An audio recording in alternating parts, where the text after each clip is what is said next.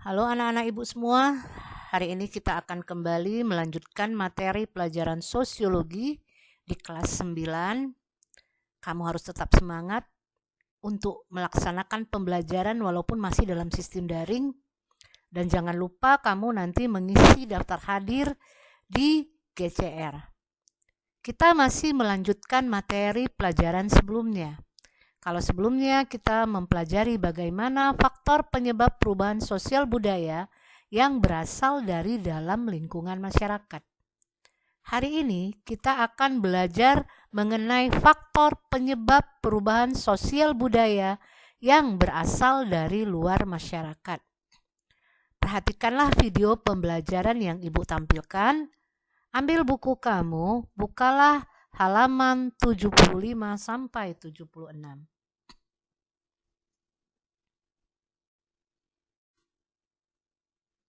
Adapun tujuan pembelajaran yang Ibu harapkan setelah kalian melihat dan mengamati video pembelajaran yang Ibu tampilkan, Ibu berharap kamu harus mampu menunjukkan 3 faktor penyebab perubahan sosial budaya yang berasal dari lingkungan, dari luar lingkungan masyarakat. Yang kedua, kamu harus mampu mencari bahwa peperangan bisa menyebabkan terjadinya perubahan sosial budaya.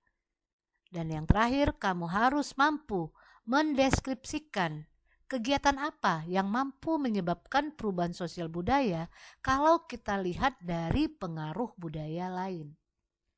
Jadi, ada 3 faktor penyebab perubahan sosial budaya. Kemudian salah satunya adalah peperangan yang dianggap sebagai bagian dari perubahan sosial budaya dari luar masyarakat, dan pengaruh budaya lain juga merupakan faktor penyebab dari luar lingkungan masyarakat sebagai penyebab perubahan sosial budaya.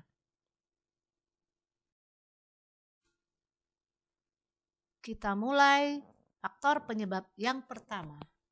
Faktor penyebab pertama terjadinya perubahan sosial budaya adalah masalah atau kejadian dari lingkungan alam. Di sini kejadian-kejadian yang Ibu tampilkan adalah adanya bencana alam. Dari gambar kamu bisa lihat di sini Ibu tampilkan bencana alam tanah longsor, banjir, dan gunung meletus atau peristiwa vulkanisme. Adanya peristiwa bencana alam itu menyebabkan orang yang berada di lokasi terjadinya bencana alam akan berpindah tempat atau dievakuasi ke tempat yang lebih aman. Apabila tempat itu sudah rusak total, maka evakuasi itu sifatnya menetap. Artinya mereka dipindahkan ke tempat yang aman dan mereka harus tinggal di sana. Orang-orang yang pindah tempat dari tempat mulanya ke tempat yang aman akibat dari peristiwa bencana alam harus beradaptasi terhadap lingkungan barunya. Adaptasi ini terutama beradaptasi terhadap masyarakat yang sudah lama tinggal di lingkungan tersebut. Banyak hal-hal adaptasi yang harus mereka lakukan agar mereka tetap nyaman tinggal di tempatnya yang baru. Dalam proses adaptasi atau bergabung dan bergaul dengan lingkungan setempat, maka terjadilah perubahan sosial budaya dari orang yang berpindah tempat tadi akibat dari kerusakan lingkungan alam.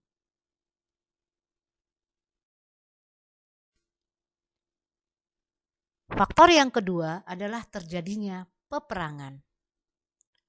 Peperangan bertujuan untuk menguasai daerah lain. Dengan perluasan wilayah, selain mereka menguasai lingkungan alam, maka peperangan ini juga menguasai penduduk yang ada di wilayah tersebut. Penduduk-penduduk negara-negara atau daerah-daerah jajahan itu mau tidak mau harus tunduk dan patuh terhadap penguasa baru atau orang-orang yang berhasil menjajah wilayah tersebut. Negara-negara yang menang perang itu akan memaksakan kebudayaannya terhadap penduduk yang ada di daerah tersebut. Selain itu, negara yang menang perang juga akan membuat hal-hal yang menarik yang terdapat di wilayah jajahannya.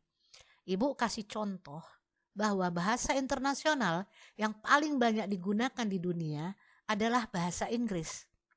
Alasan pertama kenapa bahasa Inggris dikenal di seluruh dunia, karena negara Inggris ini memiliki daerah-daerah jajahan yang paling banyak di dunia. Di dalam negara-negara jajahannya, orang-orang Inggris, penguasa-penguasa Inggris akan mengajarkan budayanya, terutama bahasa yang mereka gunakan kepada penduduk setempat, agar mereka mampu berkomunikasi dengan penduduk setempat. Selain itu, negara Inggris umumnya membangun negara yang dijajahnya. Hal-hal yang menarik ini juga akan mampu membantu terjadinya proses perubahan sosial budaya. Jadi, pemaksaan budaya dan adaptasi terhadap perubahan yang dibuat oleh para penjajah itu akan membuat terjadinya perubahan sosial budaya di lingkungan masyarakat.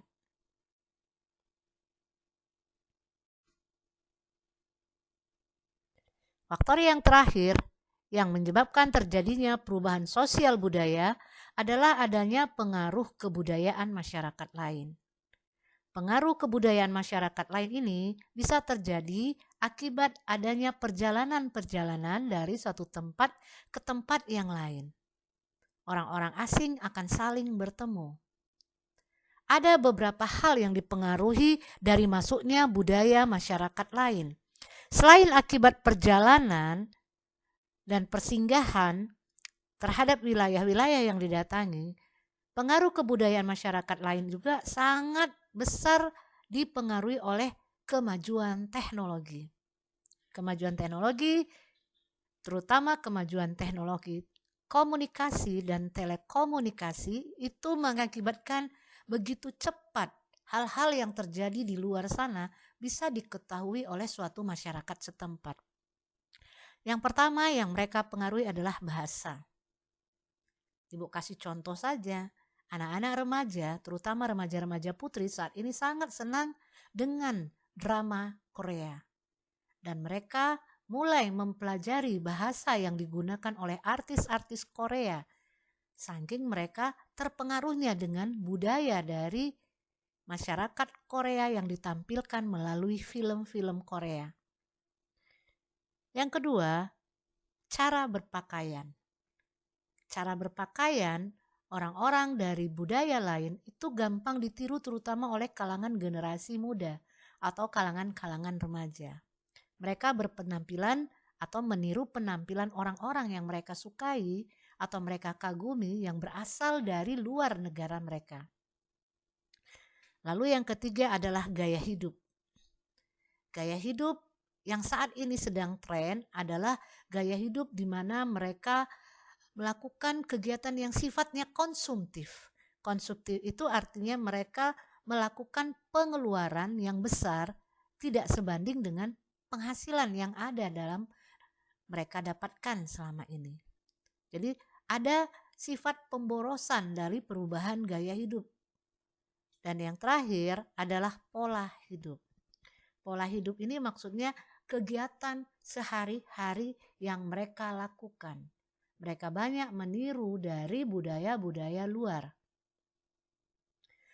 Pengaruh kebudayaan masyarakat itu dapat juga cepat terjadi melalui proses perkawinan.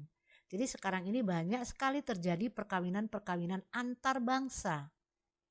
Perkawinan antar bangsa ini akan menimbulkan budaya-budaya baru, di mana budaya tersebut merupakan perpaduan antara dua bangsa yang sedang melakukan perkawinan.